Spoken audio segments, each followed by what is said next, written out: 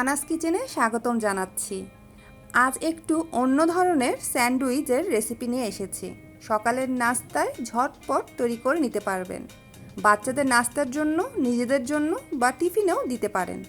করে দেখাবো নারকেলের পুর দিয়ে মিষ্টি স্যান্ডউইচ। খুব অল্প উপকরণে তৈরি করা যায় আর বানাতে সময় লাগে খুব কম। যারা মিষ্টি খেতে পছন্দ করেন তাদের জন্য পারফেক্ট। তাহলে চলুন এক ঝলক দেখে আসি। মিষ্টি স্যান্ডউইচ বানানোর জন্য প্রথমেই নিয়ে নিচ্ছি 1 কাপ পরিমাণ কুড়া নারকেল। এটা আমি ফ্রোজেন নারকেলটা ব্যবহার করছি, আপনারা এখানে ফ্রেশটাও ব্যবহার করতে পারেন। এবার দিয়ে দিচ্ছি খেজুরের গুড়। এখানে খেজুরের গুড় দিয়েছি 150 গ্রাম। এবার চুলাটা আমি ধরিয়ে দিচ্ছি। এবার অল্প আঁচে রেখে এই নারকেলটা আর গুড়টা আস্তে আস্তে করে ভাজতে হবে, যতক্ষণ না পর্যন্ত গুড়টা গলছে।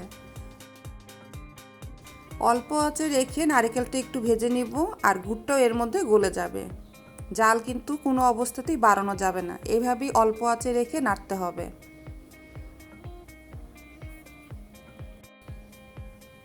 একটু পর দেখবেন গুড়টাও গলতে থাকবে আর নারকেলটাও ভাজা ভাজা হবে এবং খুব সুন্দর একটা ঘ্রাণ বের হবে। তখনই বুঝবেন যে এই নারকেলটা ভাজা হয়েছে। কালারটা দেখুন, সাদা থেকে চেঞ্জ হয়ে এখন লালচে কালারে এসেছে। গুড়টা গলছে, এই জন্যই নারকেলটার কালার এই ধরনের হয়েছে এবং খুব সুন্দর একটা ঘ্রাণ বের হয়েছে। এখনও কিন্তু চুলার আঁচ অল্প আঁচেই আছে। আমি আরও কিছুক্ষণ ভেজে নিব। আর এই পুরটার মধ্যে আমি আলাদা কোনো মশলা ব্যবহার করব না, তবে আপনারা যদি চান এলাচের গুঁড়া অথবা সামান্য একটু দারচিনির গুঁড়া এখানে দিতে পারেন। আমি এখানে কোনো প্রকারই মশলা ব্যবহার করছি না। এবার যখন গুড়টা সম্পূর্ণভাবে গলে যাবে আর একটু আঠালো ভাব চলে আসবে, তখন আমি এটা নামিয়ে নেব। আমার পুরটা রেডি। আমি এটা পুরোপুরি ঠান্ডা করে নিয়ে তারপরে আমি এর পরের স্টেপে চলে যাব। আমি নামিয়ে নিচ্ছি আর চুলাটা অফ করে দিচ্ছি।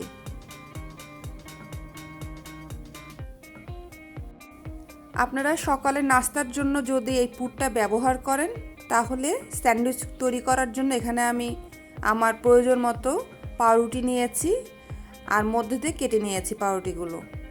এবার একটা স্লাইস নিচ্ছি পাউরুটির আর এর মধ্যে আমি এই নারকেলের পুরটা দিয়ে দিচ্ছি। আপনাদের পছন্দ অনুযায়ী কম বেশি করে নেবেন, তবে যত বেশি দিবেন ততই খেতে মজা লাগে।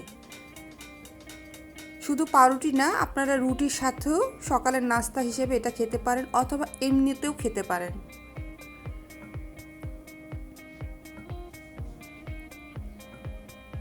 উপর দিয়ে আমি আরেকটা স্লাইস পাউরুটি দিয়ে দিচ্ছি। দেখুন কত ঝটপটভাবেই তৈরি হয়ে গেল মিষ্টি স্যান্ডউইচ। তৈরি হয়ে গেল আমাদের মজার মিষ্টি স্যান্ডউইচ। আপনারা অবশ্যই এটা ট্রাই করবেন। আমার বিশ্বাস আপনাদের কাছে অবশ্যই ভালো লাগবে। এবং সকালে উঠে খুব তাড়াতাড়ি করে এটা আপনারা তৈরি করে বাচ্চাদেরকেও দিতে পারেন, আবার টিফিনেও দিতে পারেন, আবার বিকালের নাস্তাতেও এটা আপনারা পরিবেশন করতে পারেন। আজ এই পর্যন্ত, আরেকটি রেসিপির সাথে শীঘ্রই আসছি। আল্লাহ হাফেজ।